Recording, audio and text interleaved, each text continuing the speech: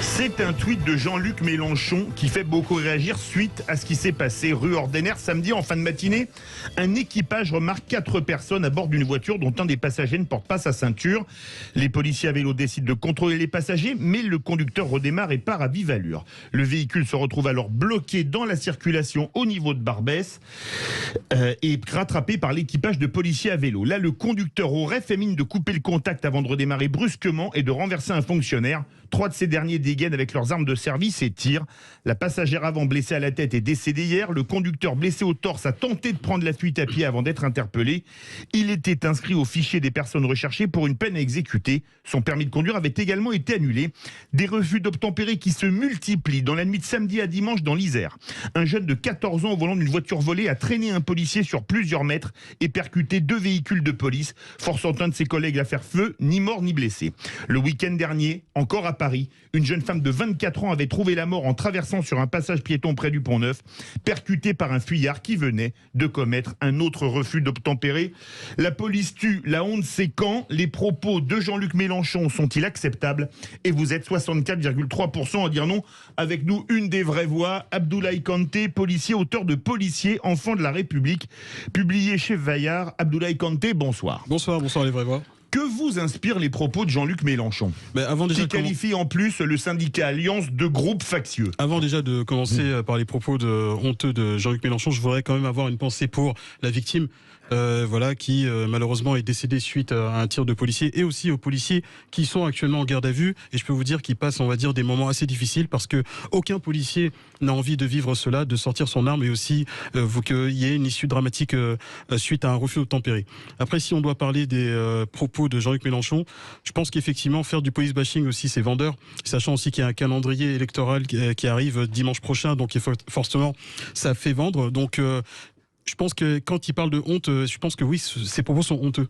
C'est-à-dire qu'il faut qu'il sache qu'il y a un moment donné qu'il y a 150 000 femmes et hommes, malgré tout ce qu'il peut penser, dire que la police est tue, il faut désarmer la police, la BAC, des factieux, il n'a jamais dit ça, il n'a jamais dit qu'il fallait désarmer la police. Non, jamais, Abdoulaye, jamais. Il en joue tellement que malheureusement il va jeter l'opprobre sur l'ensemble d'une corporation où je peux vous dire que même à l'heure à laquelle je vous parle, il y en a certains qui font leur boulot correctement et qui vont sauver des gens. Donc évidemment, comme on est dans une période où il faut essentialiser, généraliser, je trouve quand même c'est scandaleux ce qu'il dit. Mais bon, après c'est comme d'habitude, il sait très bien ce qu'il fait et voilà, donc on est dans une période électorale, donc il sait ce qu'il fait. Philippe Bilger. Je trouve qu'il y a quelque chose de très étrange bonsoir Abdoulaye, de très étrange dans l'attitude de Jean-Luc Mélenchon. Voilà un homme intelligent qui fait semblant de ne pas comprendre que toute ambition qui se veut républicaine ne peut pas développer une telle haine contre la police. Alors, techniquement, bien sûr, la police a le droit de tirer lorsqu'elle est directement menacée. Vous savez tous cette règle. Mais ce qui me frappe dans l'analyse de Jean-Luc Mélenchon, et pas celle d'hier forcément, les précédentes également, c'est que il distingue dans la réalité de manière un peu hémiplégique ce qu'il a reproché aux policiers, mais occulte systématiquement ce qui s'est déroulé en amont et qui peut expliquer leur intervention légitime. Alors je pose une question et peut-être que Françoise pourra y répondre. Je me demande si cet homme intelligent, en définitive, ne choisit pas ce créneau qui, pour ma part, est totalement choquant, mais parce qu'il a peut-être une clientèle que cette attitude va satisfaire. Je ne pense pas forcément aux législatives. Je ne peux pas penser qu'un Jean-Luc Mélenchon s'abandonne sans motif à un tel extrémisme. Il y a probablement un dessein derrière, je ne sais pas lequel. Je vais répondre, honnêtement. Il m'interpelle directement. Honnêtement, est-ce qu'on peut considérer que Jean-Luc Mélenchon, il ressent ce que moi je ressens? Est-ce qu'il faut mourir en France pour un refus d'obtempérer? Abdoulaye, laisse-moi finir. Moi, j'ai pas de problème avec la police républicaine. Non, c'est vrai, mais... Je n'en ai aucun. Je trouve que ça fait 2 fois Une première fois sur le Pont-Neuf il y a 2 mois. Une deuxième fois, je termine Abdoulaye, tu vas avoir tout le truc pour le dire. On n'a pas à mourir dans ce pays pour un refus d'obtempérer. Tous les gens qui font la morale en disant oui mais bon, et voilà, quand les flics voient, vous arrêtez, puis c'est ça. Si jamais un de leurs enfants refuse d'obtempérer parce qu'il a fumé des pétards avec ses copains, etc., et qui se retrouve avec 2 balles dans le buffet et mort, vous verrez si vous tiendrez le même propos. Mais, en règle générale, je termine. En règle générale, on n'a pas le droit de mourir pour un refus d'obtempérer. Je suppose qu'on peut tirer dans les pneus, je suppose qu'on peut tirer dans la carrosserie. Non, Abdoulaye, et je termine, laisse-moi finir, après tu répondras. D'accord, ça c'est le premier point. On ne meurt pas pour un refus d'obtempérer. Ces gens-là ne sont pas des grands bandits, ils n'ont pas de flingue dans leur bagnole, il n'y a aucune raison de leur tirer dans la poitrine et dans le visage. Alors donc, deuxièmement, il s'est passé la même chose au Pont-Neuf il y a 1 mois. Et sur le plan politique, je pense que Jean-Luc Mélenchon, il dit les choses de façon éruptive, telle qu'il les ressent. Ne pensez pas que ce que nous sommes en train de dire, et même au Standard, dans l'entre-soi de notre pain, est ce que partagent les gens. Les gens ont vu ce qui s'est passé avec les Gilets jaunes. Les gens ont vu qu'il était capable, là où je rejoins Abdoulaye, c'est que essentialiser et faire d'une profession, je suis d'accord, mais au-delà de quelques stratégies électorales que ce soit, je pense que Jean-Luc Mélenchon gueule comme beaucoup de républicains dans ce pays sont en colère. On ne meurt pas pour une refus d'obtempérer, c'est pas normal. Avant de donner la parole à Abdoulaye, Éric Revel m'a envoyé un texto. Je suis pour qu'on désarme les policiers dans les manifestations. Jean-Luc Mélenchon l'avait dit dans Balance ton poste. Non, mais à un moment donné, il faut faire le distinguo entre le maintien de l'ordre et la police du quotidien. La police du quotidien, c'est quoi? C'est qu'elle est confrontée à des individus qui commettent des infractions. Le refus d'obtempérer, pour faire simple, c'est quand même, il y a le refus. Tu sors ton flingue et tu butes dans la tête. Le refus d'obtempérer, François, c'est quoi? C'est que tu as des individus qui ont l'intention de se soustraire à un contrôle de police ou de gendarmerie. Et alors, est-ce que tu sors ton, est-ce que tu tues quelqu'un pour ça? Aucun policier n'a l'intention de tuer. Mais c'est pas le problème, tire dans les pneus. Et pourquoi tu tires pas dans les pneus? Parce que c'est dans Netflix que j'ai fait ma soeur Françoise. C'est pas vrai. Mais en tout cas, les personnes. Je vais te dire, pour bosser dans 93, je peux t'expliquer que quand tu tires dans les pneus, ça n'arrête pas un véhicule. Ce n'est pas vrai. Ce n'est pas vrai. Ça n'arrête pas un véhicule. Donc du coup, forcément, quand il y a un refus, tu tires sur les passagers. Donc t'as des morts. Non, quand il y a un refus d'obtempérer, c'est que non seulement tu as la personne qui veut se soustraire à un contrôle de police ou de gendarmerie, mais aussi il va causer aussi du dégât aux alentours. Je te rappelle encore une fois qu'il n'y a pas si longtemps, tu as quand même une dame avec sa poussette qui s'est fait percuter par un individu irresponsable qui était en le week-end dernier, une jeune fille de 24 ans a été tuée par un mec qui a fait un refus d'obtempérer. Je suis d'accord avec vous, mais personne.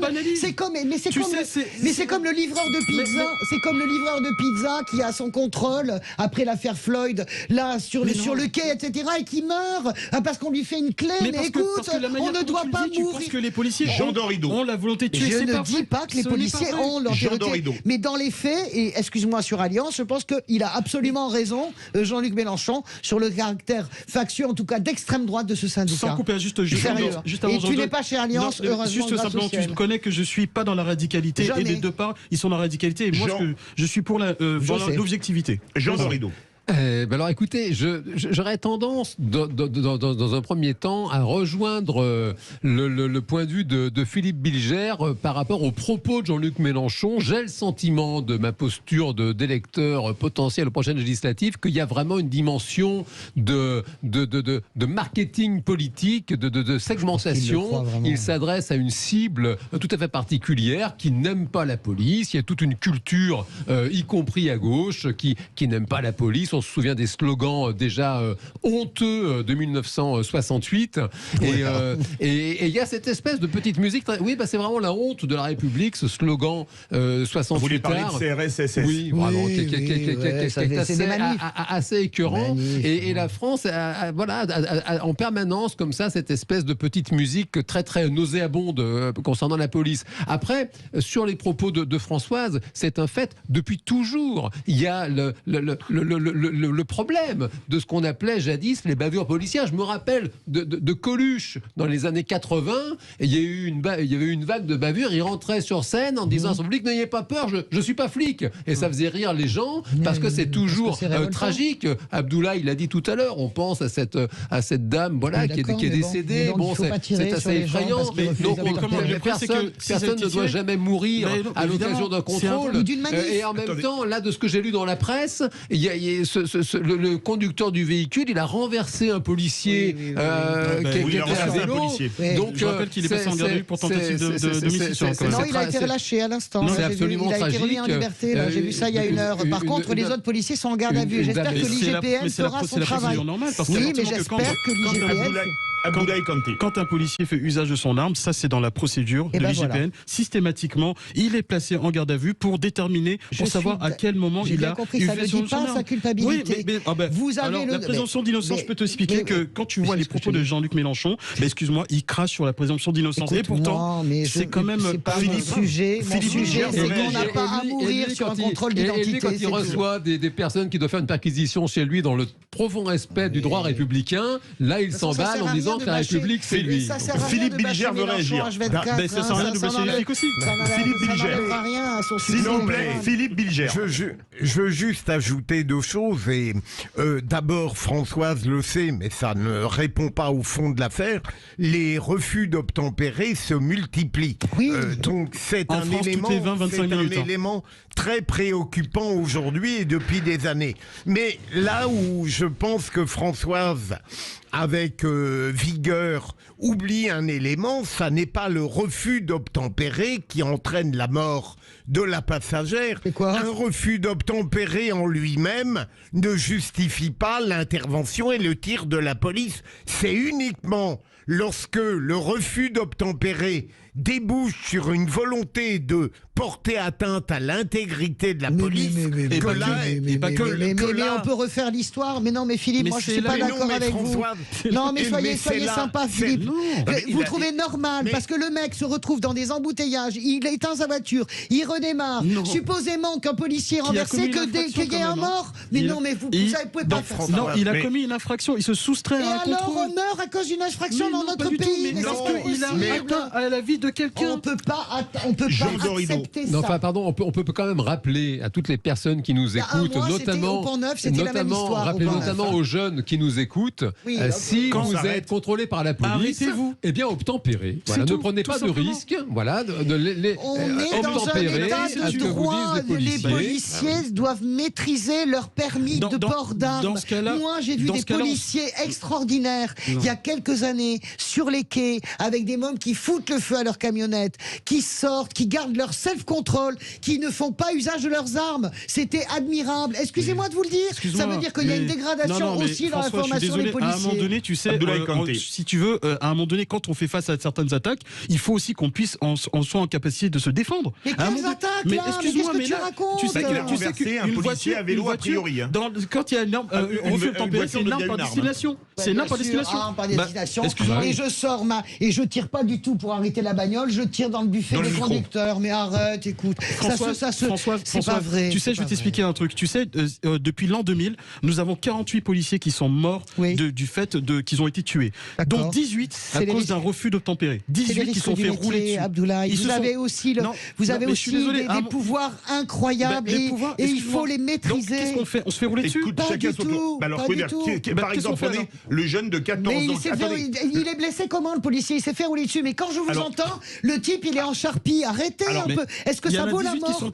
Est-ce que ça vaut la mort de 2 personnes potentiellement dans une bagnole? Mais vous prenez le cas du policier, du jeune de 14 ans. Vous prenez le cas dans l'Isère, le même week-end, du jeune de 14 ans qui vole une voiture, qui traîne un policier et qui rentre dans 2 voitures. Pourquoi est-ce que tu mélanges et que tu empiles? Qu'est-ce que vous faites, vous, si le mec, il traîne votre collègue? Qu'est-ce que vous faites? Dans les pneus, c'est ce qu'ils font tous. Mais c'est pas vrai que c'est des flics. Écoute, moi, j'ai un de mes meilleurs copains qui est flic.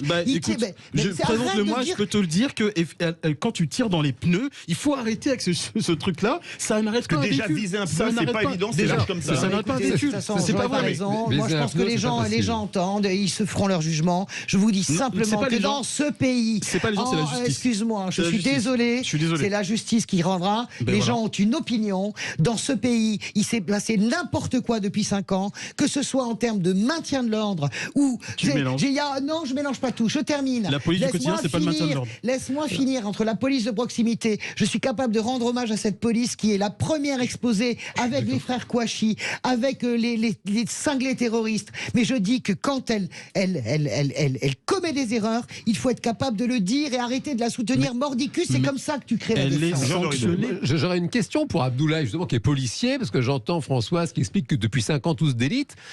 Quel est votre sentiment, Abdoulaye, à propos des consignes? On parle toujours des consignes données aux policiers, du genre, écoutez, elle a quand même levé le pied, laissé filer, ou au contraire, allez-y, serrez la vis. Est-ce que vous avez le sentiment, Abdoulaye, que la tendance depuis quelques années serait à une espèce d'encouragement des policiers à ne pas hésiter à faire feu, par exemple? Mais je pense pas. Il n'y a pas de ça. Il y a eu, on va dire, concernant d'arrêter les poursuites, parce qu'effectivement, ça pouvait non seulement causer des dégâts pour notre intégrité physique, mais aussi pour les contrevenants. Mais après, c'est toujours ce que j'ai envie de dire, le cul entre deux chaises. Qu'est-ce qu'on fait? C'est qu'il y a quelqu'un qui est en train de commettre une infraction, on le laisse passer, peut-être potentiellement qui pourra aussi causer des dégâts. Et ça a été le cas. Donc qu'est-ce qu'il y a? Donc en fait, on n'agit plus, on ne fait rien. Ça rejoint ce que je vous dis aussi, c'est par rapport aux ordres qui sont donnés. Parce qu'il faut être clair à un moment donné, parce que les policiers aussi, c'est que quand ils voient une infraction, qu'est-ce qu'ils doivent faire? Ils doivent la faire cesser. Mais après, si c'est pour éviter, entre guillemets, de ne pas froisser, on va dire, des personnes, parce que sous prétexte d'avoir une espèce de guéguerre dans certains quartiers, je pense que les premières victimes de ces choses-là, ce sont ceux qui habitent dans ces quartiers. Et malheureusement, on le voit, et je reviens sur le refus de tempérer, c'est quelque chose qui est difficile à la fois pour nous policiers, mais aussi pour les personnes qui... Quelles que soient les raisons, tu sais, je vais t'expliquer, c'est exactement comme l'Ukraine. Quelles que soient les raisons, les bonnes raisons ou mauvaises raisons de Poutine, on n'envahit pas un pays. Quelles que soient les bonnes raisons des policiers, personne ne doit mourir dans un refus d'obtempérer. Personne. Ou alors t'es Mesrine, ou alors t'es en train de chasser Mesrine, et tu le butes avec 40 balles dans le buffet. On va faire de la pédagogie pour faire simple. Quand vous voyez un policier ou un gendarme qui vous donne des injonctions, arrêtez-vous. Arrêtez-vous, parce que vous risquez de mourir. C'est la seule chose à faire. Non, mais arrêtez. Mais ça s'appelle le respect de la loi. Je ne suis pas d'accord avec ça. C'est bien sûr, arrêtez-vous. Excuse-moi. Arrêtez-vous, ça s'appelle respecter la loi. Ça s'appelle à vos risques et périls. Nous sommes dans une démocratie, nous ne devrions pas être à nos risques et périls. Personne ne doit mourir lors d'un contrôle de police et d'un refus d'obtempérer. Si on ne le comprend pas, c'est qu'on a disjoncté. Les vraies voix, quasi 18h49. Merci beaucoup Abdoulaye Kanté. Vraie voix qu'on retrouvera bientôt comme vraie voix, auteur de Policiers, enfants de la République, publié chez Fayard. Arrêté par lui, en fait, voilà. Mettez-lui les menottes, ça la fait rêver. Les propos de Jean-Luc Mélenchon sont-ils acceptables? Vous êtes 64,8% à dire non. Vous aimez les boy scouts, enfin les girl scouts aussi. Et bon, on va en parler tout de suite avec Frédéric Brindel.